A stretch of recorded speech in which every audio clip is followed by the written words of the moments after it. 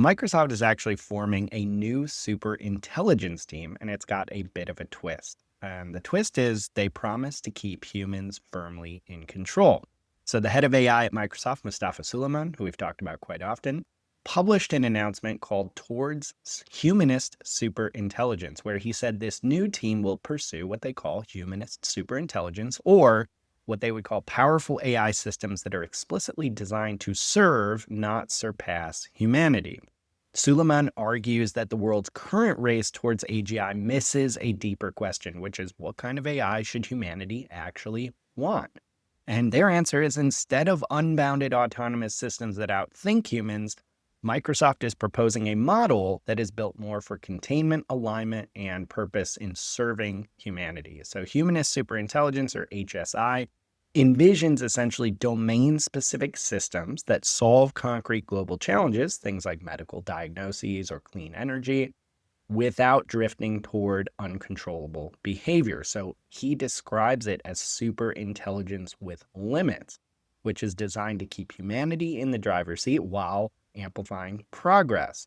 So this approach kind of rejects both the doomer fears and the accelerationists, positioning Microsoft's new team as a long-term steward of safe and practical AI. And Suleiman even wrote in here, humans matter more than AI. So Paul, I'm curious, why does this manifesto or this kind of positioning really matter here? So I don't think the timing is a coincidence with what's going on with these superintelligence labs at Meta and now OpenAI very openly talking about superintelligence. But the timing was particularly keen based on what happened with Elon Musk last week. So in essence, what's going on is we have these two opposing sides. So there's the humans should always remain in control, Mustafa Suleyman approach. And then there's the we won't have control and we should just accept that the all-knowing AI is going to control us approach. Believe it or not, if that sounds weird to you, there is absolutely a techno-optimist camp who assume it is inevitable that AI takes control. And that's okay, that we as a species, like eventually other species come along that are just more powerful, and that's who ends up leading society. So this is what's leading to increased chatter in political circles, religious circles, and societal revolt is too strong of a word at the moment. Uneasiness, I'll say. So if you follow Twitter closely, you can't go a day without leading politicians talking about AI now. And as a matter of fact, the Pope is like a regular tweeter now about AI. So we are going to see this increasing,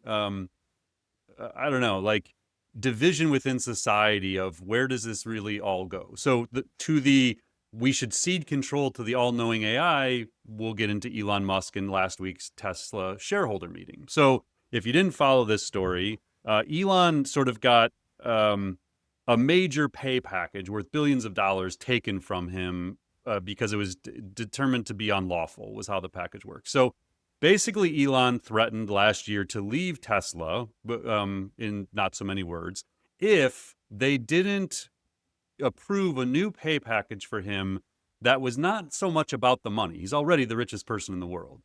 It was about control, and control when humanoid robots become available at scale. So in essence, what's happening is Elon sees the future of Tesla as a humanoid robot company. The cars are going to be very secondary to what he thinks the overall market opportunity for Tesla is.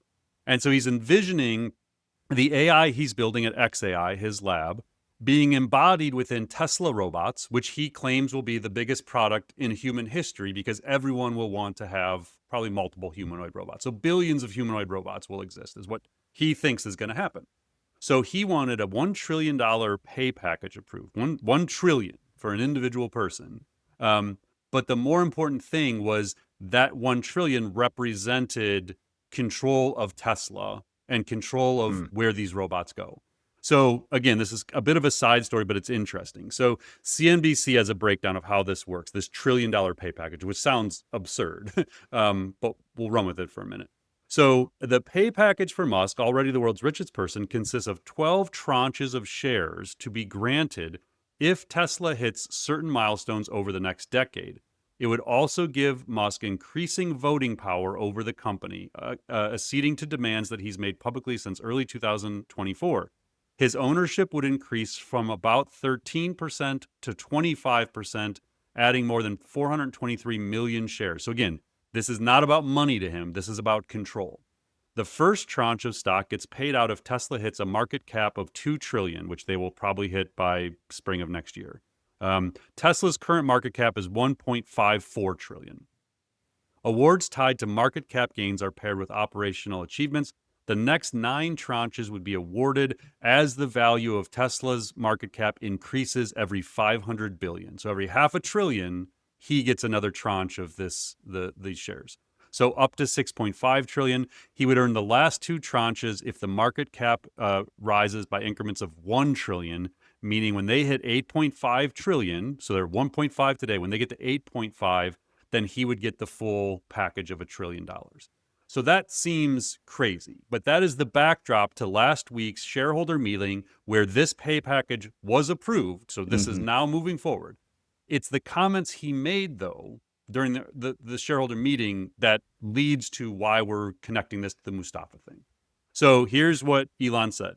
People often talk about eliminating poverty, giving everyone amazing medical care. There's actually only one way to do that, and that's the Optimus robot. Musk later doubled down. Optimus will actually eliminate poverty. The robots would increase the global economy by a factor of 10, Musk said, or possibly even 100.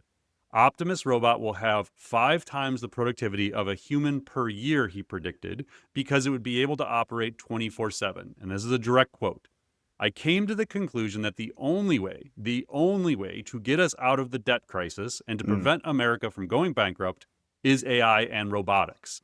He then said, AI and robots will replace all jobs. Working will be optional, like growing your own vegetables instead of buying them from the store. But the one that directly leads into the Mustafa conversation, he gets asked a question by a guy in the audience. You can watch this video for yourself. He said, long term, the AI is going to be in charge. To be totally frank, not humans. If AI vastly exceeds the sum of human intelligence, it is difficult to imagine that any humans will actually be in charge. So we just need to make sure that the AI is friendly. So that was Elon last week. Mustafa's tweet tied to this article he wrote said, it shouldn't be controversial to say AI should always remain in human control, that we humans should remain at the top of the food chain. That means we need to start getting serious about guardrails now before superintelligence is too advanced for us to impose them. So that's what I think. Again, they've been working on all this, but it's not like Elon's perspective is new. It's just point blank saying it now. But this has been talked about for a while. And so it's interesting because now you have Microsoft, which I don't know. I'm trying to think about this for a second. I'm trying to this is probably the first major AI company to come out and just directly say this. Like Anthropic has sort of said some similar things, but I also feel like Dario is just sort of also under the assumption the AI is just probably going to be in control at some point. So this is a very different position than the other labs have taken, I would say. I'm trying to think if Google has directly addressed this. Well, to that point too, have you heard of anyone? I think he called out in here. I'm trying to find the exact language. He called out basically we're okay with fewer capabilities if it remains in human control. Have you heard of anyone say well, we're just going to not make it as smart as it can be so that we can remain in control? That seems new to me. Yeah. That's the thing is it's one of the parts that keeps being brought up as, hey, at some point we may have to come to an agreement as labs to not push forward. So it was talked about, with OpenAI, and Sam even said this recently. I've certainly heard Shane Legg and Demis talk about this at Google DeepMind, that there might come a point where we all have to work together. If someone proves that these things truly are becoming dangerous and they're past our ability to align them, that there may be this reckoning where we all have to get in a room and say, you know what? We do need to pause this. We are now afraid of what we've created. So they have talked about that. To have someone like Mustafa, who leads AI at Microsoft, basically say that they're willing to put the brakes on when everybody else keeps accelerating, that might be the first time I've seen that, Mike. Where a leader at a lab is saying, hey, listen, we're kind of getting to that point. and we need to define this as humanist superintelligence. We're going to give it a name. We are going to adjust our product roadmap and our own company strategy. We're going to keep spending these tens of billions, hundreds of billions. We're going to start building our own models. We're going to do all those, but like we're going to do it specifically to solve problems and make them domain specific. They're not going to be unbounded. They're not going to just be able to do this runaway intelligence thing. Containment is necessary. Like all this language. It's the first time I'm seeing that from like a lab that's saying we're going to be willing to do this differently. Now, Hmm.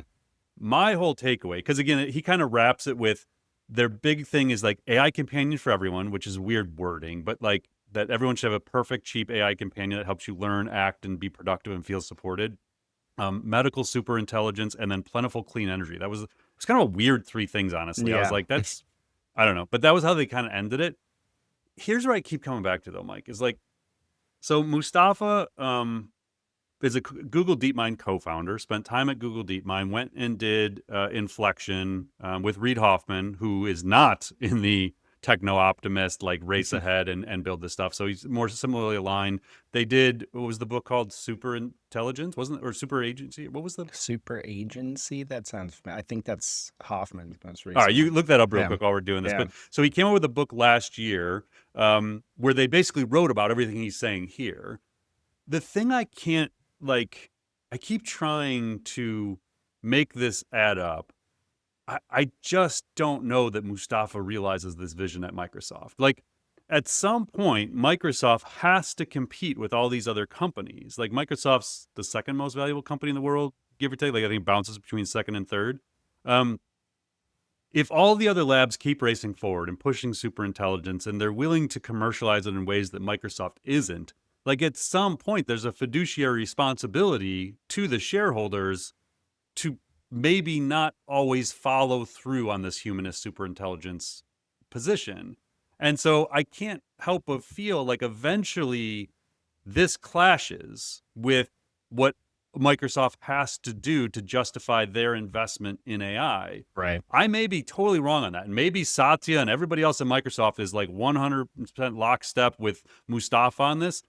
But when I read stuff like this, I generally feel like it's Mustafa's vision and Hmm. belief and not always 100% aligned with like what Microsoft is actually going to do.